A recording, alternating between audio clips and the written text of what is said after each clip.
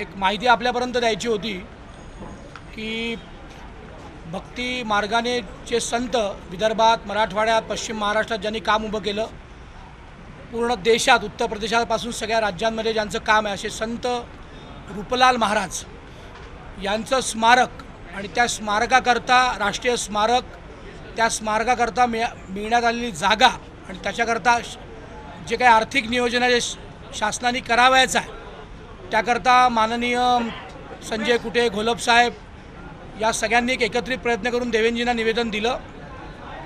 आम्हा सगळ्यांना अपेक्षा अशी आहे की उद्याच्या अर्थसंकल्पात या राष्ट्रीय स्मारकाची सोबत त्याच्याकरता देण्यात येणारी जमीन आणि त्याच्याकरता मिळणारं अर्थसहाय्य जे शासन करणार आहे त्याची एकदा घोषणा होईल।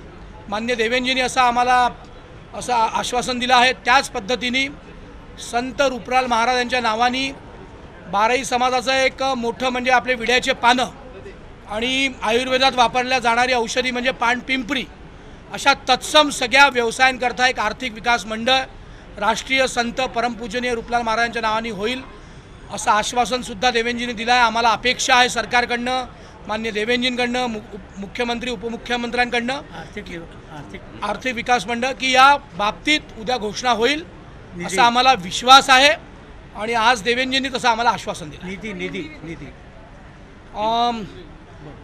राष्ट्रीय संत जिन्होंने भक्ति मार्ग से प्रयासों से एक समाज जागरण का काम किया, ऐसे संत परम पूजनीय रूपलाल महाराज इनका एक राष्ट्रीय स्मारक और जिस संत ने पूरे देश भर में काम किया, उत्तर प्रदेश से लेके बिहार से लेके महाराष्ट्र में, विशेषतः मराठवाड़ा, पश्चिम विदर्भ, पूर्व विदर्भ, खानदेश, यहाँ सभी जगह एक अच्छे मार्ग से लोगों ने चलना चाहिए।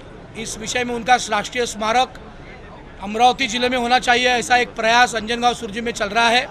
उसके लिए माननीय देवेंद्र जी को हमने निवेदन दिया है। उन्होंने हमें आश्वासन दिया है कि सरकार ये राष्ट्रीय स्मारक बनाएगी, सरकार ज़मीन देगी और सरकार स्मारक बनाने के लिए निधि उपलब्ध करके देंगी।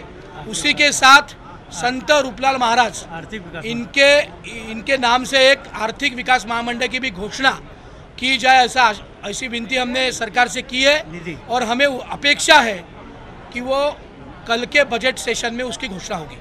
बहुत बहुत धन्यवाद।